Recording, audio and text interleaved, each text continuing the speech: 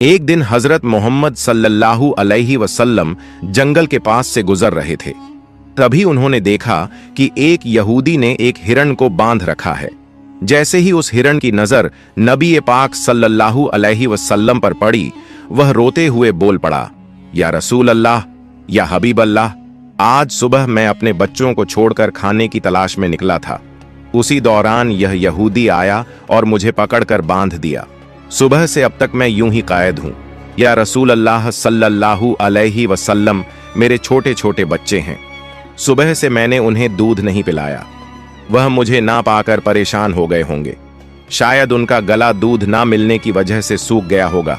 या रसूल अल्लाह सल्लल्लाहु अलैहि वसल्लम, मेरी आपसे इल्तिजा है कि आप मेरी मदद करें। मुझे मेरे बच्चों से मिलने और उन्हें दूध पिलाने की इजाजत दिला दें। हिरण्य की दर्द भरी गुजारिश सुनकर हजरत मोहम्मद सल्लल्लाहु अलैहि वसल्लम की आंखों से आंसू छलक पड़े।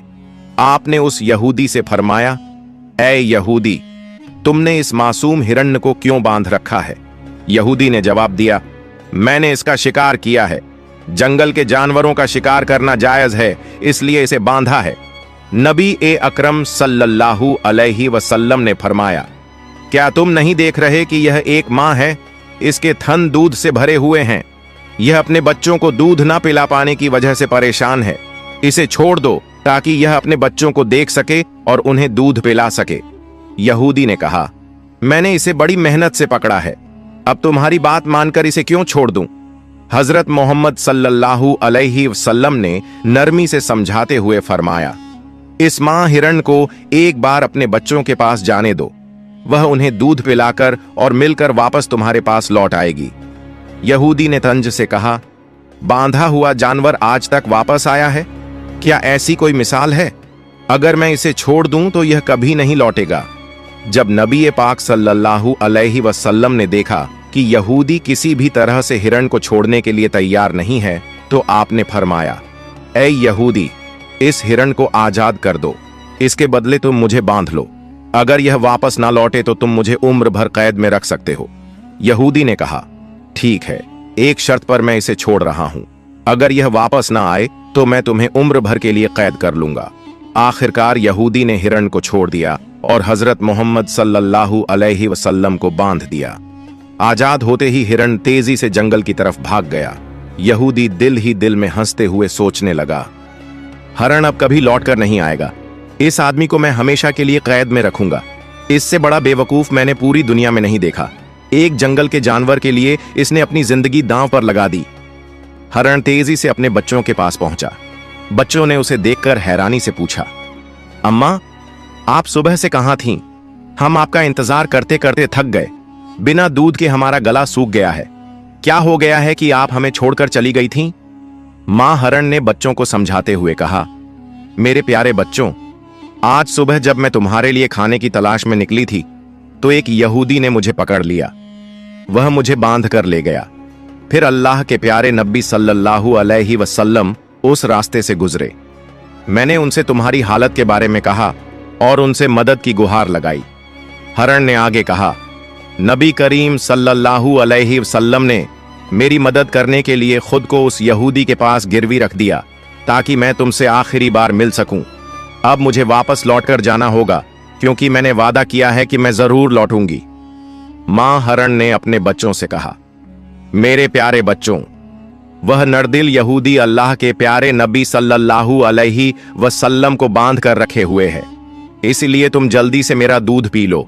मुझे वापस जाना होगा। मैं अपने नबी को तकलीफा में नहीं छोड़ सकती।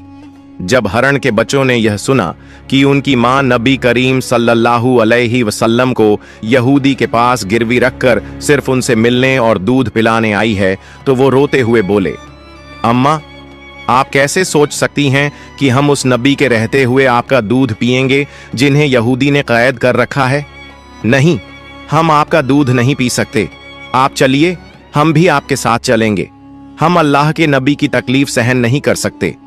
उसके बाद मां हिरण अपने बच्चों के साथ नबी करीम सल्लल्लाहु अलैहि वसल्लम के पास लौटने के लिए चल पड़ी। दूसरी तरफ जब हिरण के लौटने में थोड़ी देर हुई तो वह यहूदी तंज करते हुए नबी करीम सल्लल्लाहु अलैहि वसल्लम से कहने लगा, तुमसे ज्यादा बेवकूफ इंसान मैंने इस दुनिया में कभी नहीं देखा। एक जंगल के हरण के लिए तुमने खुद को मेरे पास गिरवी रख दिया। क्या तुम वाकई सोचते हो कि वह हरण वापस आएगा?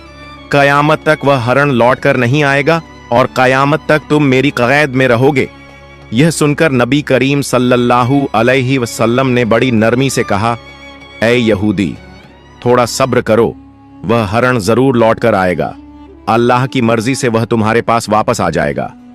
यहूदी हंसते हुए बोला, ऐ मोहम्मद, अपनी इन अलौकिक कल्पनाओं को छोड़ दो। मैं पूरे यकीन के साथ कह सकता हूं कि वह हरण कयामत तक वापस नहीं लौटेगी। इस तरह कुछ समय और बीत गया। यहूदी मन ही मन सोचने लगा, मोहम्मद को बंधक बनाकर मैं इसके साथियों से बहुत सारा धन वसूल करूंगा। क्या कभी कोई हरण इंसान की ममता के कारण लौट कर आया है?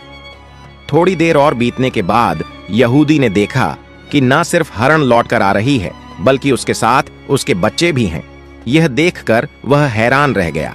फिर नबी करीम सल्लल्लाहु अलैहि वसल्लम ने हरण से पूछा, ऐ हरण, तूने अपने बच्चों को साथ क्यों लाया?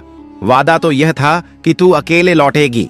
मां हरण ने जवाब दिया, या रसूल अल्लाह, जब मैं अपने बच्चों के पास पहुंची और उन्हें बताया कि अल्लाह के प्यारे नबी सल्लल्लाहु अलैहि वसल्लम ने खुद को एक यहूदी के पास गिरवी रख दिया ताकि मैं तुमसे आखिरी बार मिल सकूं और तुम्हें दूध पिला सकूं, तो मेरे बच्चों ने रोते हुए कहा, अम्मा, आप कैसे सोच सकती हैं कि हम अल्लाह के नबी को बंधन में छोड़कर आपका दूध पिएंगे? नहीं, हम ऐसा कभी नहीं कर सकते। उसके बाद मेरे बच्चे भी मेरे साथ चल पड़े। मां हरण ने आगे कहा, अगर मेरी वजह से आपको किसी तरह की तकलीफ हुई हो तो मुझे माफ कर दीजिए। मैंने जाने अनजाने आपको परेशानी दी। फिर नबी करीम सल्लल्लाहु अलैहि वसल्लम ने यहूदी की तरफ देखा और फरमाया, ऐ यहूदी, देखो, तुम्हारा हरण लौट आया है। वह अकेला नहीं आया, बल्कि अपने बच्चों को भी साथ लेकर आया है। अब तुम इनका जो चाहो इस्तेमाल कर सकते हो। और एक बात याद रखो, मैं केवल इंसानों का नबी नहीं हूं, मैं जंगल के जानवरों, परिंदों और पूरी कायनात का नबी हूं। यह बात कहकर जब नबी करीम सल्लल्लाहु अलैहि वसल्लम जाने लगे तो वह यहूदी पीछे से पुकारते हुए बोला, या रसूल अल्लाह, या हबीब अल्लाह, वह हरण जो आपकी ममता में वापस लौट आया, मैं समझ गया कि आप अल्लाह के सच्चे नबी हैं। या रसूल अल्लाह, मुझे अपने हाथों से कलमा पढ़ाकर मुसलमान बना दीजिए। मुझे अब उस हरण की कोई जरूरत नहीं है। मैं उसे आपको सौंपता हूं और आपकी सेवा में अपनी जिंदगी गुजारना चाहता हूं। इसके बाद वह यहूदी नबी करीम सल्लल्लाहु अलैहि वसल्लम के हाथों पर कलमा पढ़कर मुसलमान हो गया। सुभान अल्लाह। एक और वाकया। एक दिन नबी करीम सल्लल्लाहु अलैहि वसल्लम अपने सहाबा के साथ एक मजलिस में तशरीफ फरमा थे। उसी वक्त एक गरीब बदू देहाती वहां आया। उसके हाथ में एक गोह गिरगिट घोसाप था जिसे उसने पकड़ा हुआ था। उसने सहाबा की तरफ इशारा करते हुए पूछा, यह शख्स कौन है? सहाबा ने जवाब दिया, यह अल्लाह के रसूल हैं, यह तमाम जहान के लिए नबी हैं। बदू ने कहा, मैं लात और उज्जा की कसम खाकर कहता हूं कि मैं इन्हें नबी नहीं मानता, लेकिन अगर मेरे हाथ में जो गोह है, अगर यह गिरगिट आपकी नबूवत की गवाही दे दे तो मैं आपको नबी मान लूंगा। उस बदुईन ने नबी करीम सल्लल्लाहु अलैहि वसल्लम की तरफ देखते हुए कहा, ऐ मोहम्मद, जब तक यह गिरगिट घोसाप आपकी नबूवत को नहीं मानेगा, मैं भी आपको नबी नहीं मानूंगा। नबी करीम सल्लल्लाहु अलैहि वसल्लम ने मुस्कुराकर उस बदुईन से फरमाया, ऐ बदुईन, सच्ची बात बताओ, अगर यह गिरगिट तुम्हारी बात मानकर मेरी नबूवत की गवाही दे दे तो क्या तुम यकीनन मुझ पर ईमान लाओगे? बदुईन ने जवाब दिया, अगर यह वाकई हुआ तो मैं निस्संदेह आपको नबी मान लूंगा और आप पर ईमान ले आऊंगा। तब अल्लाह के रसूल सल्लल्लाहु अलैहि वसल्लम ने फरमाया, तो फिर तुम इस गिरगिट को छोड़ दो। बदुईन ने हुक्म के मुताबिक गिरगिट को छोड़ दिया।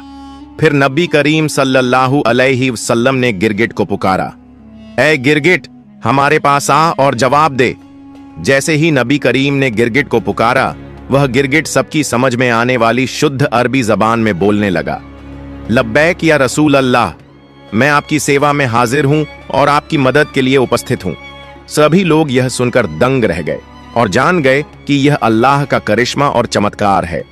फिर नबी करीम सल्लल्लाहु अलैहि वसल्लम ने उससे पूछा, जिसने जन्नत में रहमत और जहन्नम में अजाब बनाया है, बता वो कौन है?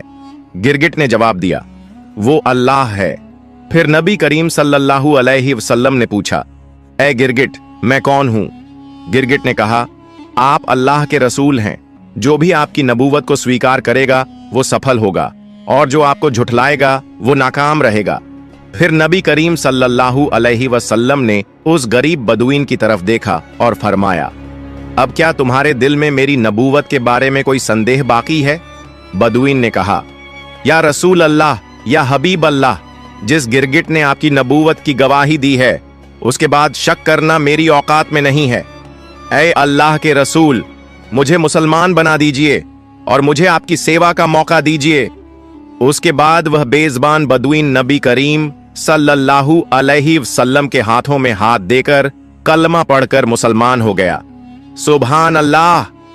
एक दिन अब्बू जहल, अली आईबीएन मुगीरा और अकरमा आईबीएन अब्बू जहल जैसे काफिरों ने नबी करीम सल्लल्लाहु अलैहि वसल्लम से कहा, ऐ मोहम्मद, जो चांद आकाश में दिखाई दे रहा है, अगर तुम उसे 2 टुकड़ों में बांटकर दिखा सको तो हम तुम्हारे ऊपर ईमान लाएंगे और इस्लाम को स्वीकार कर लेंगे। अगर तुम उसे 2 टुकड़ों में बांटकर दिखा सको तो हम तुम्हारे ऊपर ईमान लाएंगे और इस्लाम धर्म स्वीकार कर लेंगे। तब नबी अकरम सल्लल्लाहु अलैहि वसल्लम ने उनसे पूछा, अगर मैं सच में आसमान के चांद को 2 टुकड़ों में बांटकर दिखा दूं तो क्या तुम मुझ पर ईमान लाओगे और अल्लाह को अपना रब मानोगे? उन्होंने कहा, पहले हमें चांद को 4 टुकड़ों में बांटकर दिखाओ। अगर तुम ये कर सको तो हम निश्चित ही तुम पर ईमान लाएंगे, अल्लाह को अपना रब मानेंगे और तुम्हें नबी के तौर पर स्वीकार करेंगे।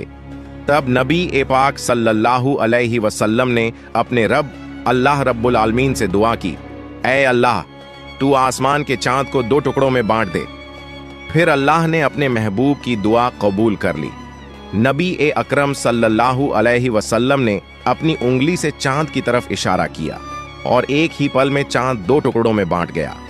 चांद के दोनों टुकड़े इतने दूर दूर हो गए कि उनके बीच में हीरा पर्वत, माउंटेन ऑफ हीरा, नजर आने लगा। ये मंजर काफिरों ने अपनी आंखों से देखा। फिर नबी करीम सल्लल्लाहु अलैहि वसल्लम ने उनका नाम ले लेकर पुकारा, ऐ अबू जहल, तुम गवाह बनो। ऐ अली इब्ने मुगीरा, तुम गवाह बनो। ऐ राज इब्न आयल, तुम गवाह बनो। मैंने तुम्हारी शर्त के मुताबिक आसमान के चांद को 2 टुकड़ों में बांट दिया है। अब तुम लोग अपनी बात निभाओ, अल्लाह को रब मानो और मुझे नबी के तौर पर स्वीकार करो।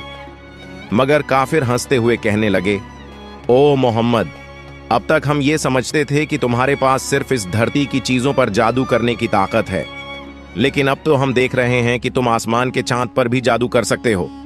तुम्हारी तरह इतना बड़ा जादूगर हमने कभी नहीं देखा।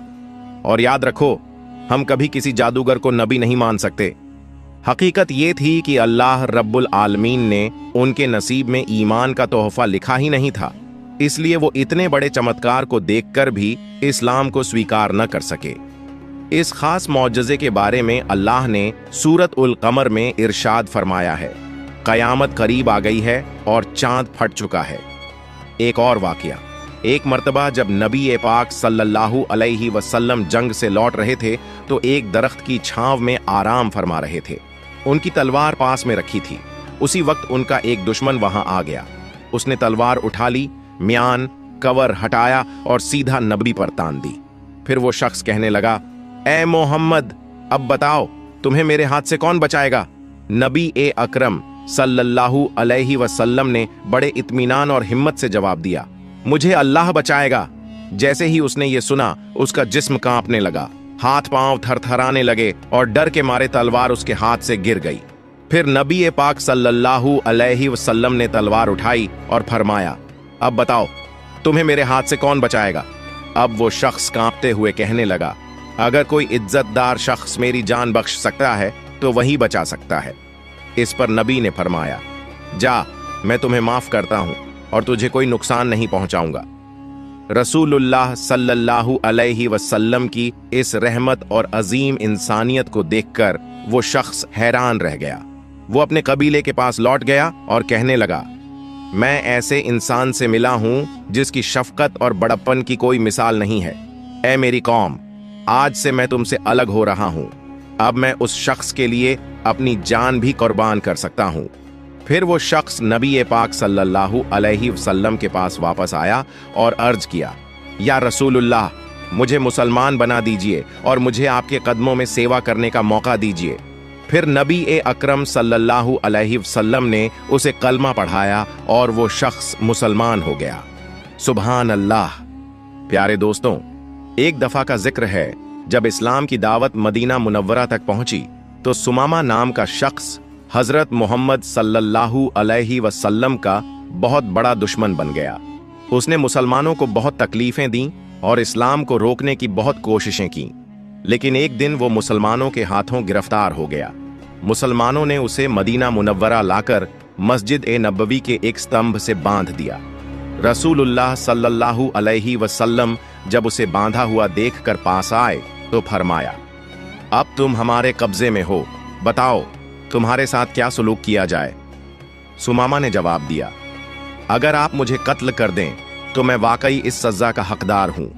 अगर एहसान करके छोड़ दें तो मैं उस एहसान का शुक्र अदा करूंगा, और अगर आप फिदया माल लेना चाहें तो वो भी मैं देने को तैयार हूं। रसूलुल्लाह सल्लल्लाहु अलैहि वसल्लम ये सुनकर चले गए। दूसरे दिन फिर वही सवाल और वही जवाब। तीसरे दिन भी जब यही बातचीत हुई तो आपने सुमामा को माफ करके आजाद कर दिया। इस हुस्न अखलाक का सुमामा पर गहरा असर हुआ। वो मदीना के एक बाग में गया, नहाया और फिर वापस मस्जिद में आया। उस वक्त रसूलुल्लाह सल्लल्लाहु अलैहि वसल्लम मस्जिद में तशरीफ फरमा थे। सुमामा ने आकर कहा, ऐ मोहम्मद सल्लल्लाहु अलैहि वसल्लम, अब आपकी जात, आपका दीन और आपका शहर मुझे इस पूरी दुनिया में सबसे ज्यादा अजीज है। फिर उसने कलमा शहादत पढ़ा और इस्लाम कबूल कर लिया। उसने कहा, या रसूलुल्लाह, मैं उम्रा अदा करने जा रहा था, लेकिन आपके सहाबियों ने मुझे रास्ते में गिरफ्तार कर लिया। रसूलुल्लाह सल्लल्लाहु अलैहि वसल्लम ने उन्हें उम्रा पूरा करने की इजाजत दी। जब सुमामा मक्का पहुंचे तो कुफ्फार